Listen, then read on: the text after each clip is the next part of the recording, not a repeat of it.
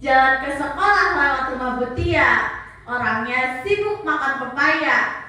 Untuk dewan juri yang berbahagia, salam hormat dari saya.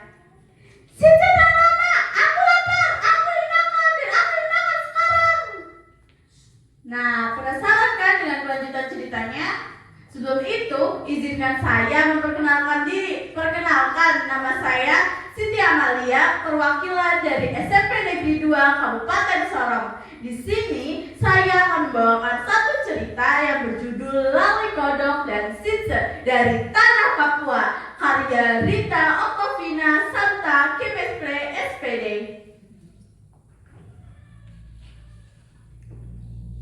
Dahulu kala di tepi sungai Serepuk, seekor semut bernama Lali Kodok dan semua teman-temannya berkumpul untuk menyaksikan seekor burung menangkap udang. Dalam bahasa Tehit, udang disebut rain. Mereka semua bertemu satu sama lain dan berkata, "Kita harus menangkap rain di sungai seperti yang dilakukan burung kecil itu." Burung kecil itu bernama Sitse. Sitse tinggal di sebuah pohon besar di tepi sungai.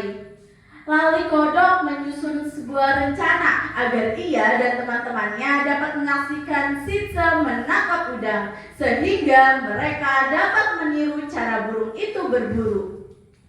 Keesokan paginya, saat Lali Kodok dan teman-temannya berbaring di bagian paling bawah di rumputan, mereka menyaksikan Sitse membentangkan sayapnya dan terbang menukik di atas air sungai. Menyaksikan itu, Lali Kodok dan teman-temannya pun menyadari bahwa mereka tidak akan pernah bisa menangkap rain seperti yang dilakukan Sitse. Akhirnya, Lali Kodok pun mengumpulkan seluruh keberaniannya dan memanjat ke atas pohon tempat Sitse tinggal. Lali Kodok memanjat dan terus memanjat hingga akhirnya ia tiba di dahan Sitse. Wah, ternyata Sitse besar sekali. Mohon maaf, Bu Burung yang baik, bisakah kamu membantuku dan teman-temanku menangkap rain? Kita akan tenggelam jika kita mencoba. Baiklah, aku akan membantumu. Aku akan terbang ke lebih jauh dan mendapatkan lebih banyak rain. Tetapi kamu harus menjaga rain yang telah kutangkap dan kamu tidak boleh memakannya hingga aku kembali. Baiklah, aku setuju. Teman-teman, Sita akan membantu kita. Boleh, Sita akan membantu kita. Matahari pun mulai terbenam, tetapi belum ada tanda-tanda Sitse akan kembali. Lali Kodok pun menyuruh teman-temannya untuk bersabar, tetapi ada satu semut bernama Markus mulai berteriak, "Sitse telah lama, aku lapar, aku dimakan dan aku dimakan sekarang." "Kamu tidak akan makan, kamu akan menunggu sampai Sitse kembali. Kita semua akan menunggu sampai Sitse kembali." Markus memerah wajahnya dan dengan ide licik muncul di kepalanya. Ia pun mulai berbisik di antara semut-semut yang lain. "Kita bisa menipu Lali Kodok sampai tertidur. Kita akan menyelinap dan memakan rain tanpa sepengetahuannya." Tetapi semut-semut yang lain tidak setuju karena mereka sangat menyayangi Lali Kodok, karena Lali Kodok adalah pemimpin yang baik dan bijaksana. "Kami tidak akan membantumu karena kami sangat menyayangi Lali Kodok." Kecuali Doni dan Joseph. Mereka berdua pun menghampiri Markus. "Hei teman, kita bisa membantumu. Tetapi daripada menyelinap, lebih baik kita lempar saja dia dari atas pohon." "Wah, iya, bagus juga ini punya teman." "Iya dong, ini siapa dulu? Doni, Joseph." Malam pun tiba.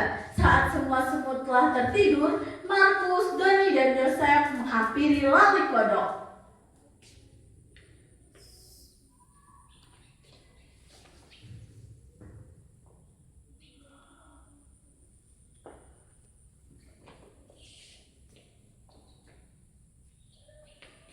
Dalam hitungan ketiga, kita akan melemparnya dari atas pohon.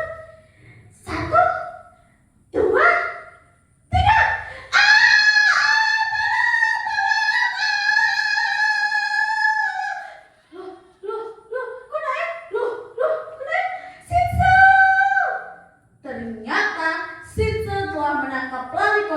sebelum ia menyentuh tanah.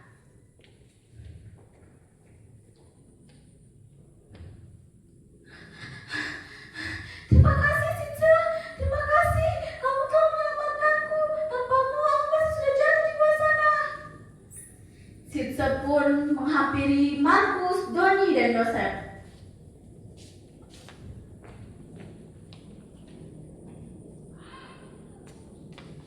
Ya, kalian akan berenang ke seberang sungai di mana kalian tidak akan pernah menyakiti lali kodok lagi. Ia pun kembali ke sarangnya. Aku punya sesuatu untuk kalian semua. Keluarlah dari kantung itu banyak sekali serpihan fry. Mereka semua makan dan mengobrol sepanjang malam. Kecuali lali kodok, ia hanya mengambil 3 potong serpihan fry untuk disimpannya nanti. Menyaksikan itu, semut-semut yang lain pun mulai berasumsi. Ya tuh lali kodok, sepertinya dia masih ketakutan. Dia kan baru saja dilempar Markus, Doni, dan Yosef dan Spot. Iya, betul itu, dia pasti masih ketakutan. Di sisi lain, lali kodok hanya merasa senang dan bahagia menyaksikan teman-temannya makan malam bersama. Di penghujung malam, saat semua teman-temannya telah kembali ke sarangnya, lali kodok menghampiri Sitze. Sitze, terima kasih karena kamu telah menyelamatkanku. Tanpamu, aku pasti sudah mati sekarang. Tetapi, bisakah aku meminta satu bantuanmu lagi? Baiklah, apa itu? Bisakah kamu membawaku ke seberang sungai? Aku ingin meminta satu bantuanmu lagi. Kenapa kamu ingin melakukan itu? Karena kebaikan dan pengampunan lebih kuat daripada kebencian dan keserakahan. Aku bisa saja membuat teman-temanku melemparku dari sebuah malam ini. Tetapi kebaikanku kepada mereka lah yang menyelamatkanku dari kebencian orang-orangku sendiri. Dan dengan itu, akhirnya lali kodok dan Sitze pun mengemasi sisa-sisa frying dan terbang ke seberang sungai.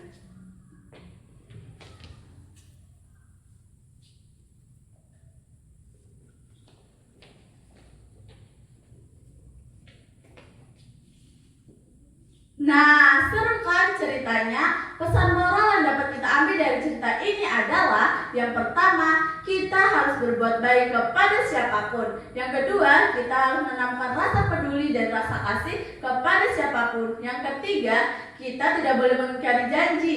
Dan yang terakhir, selalu ingat bahwa pengampunan dan kebaikan lebih kuat daripada kebencian dan keserakahan. Sekian cerita dari saya. Sungguh indah Pulau Papua, Sorong kabupatennya rapi. Semoga Dewan Juri berkenan semua. Saya undur dan terima kasih.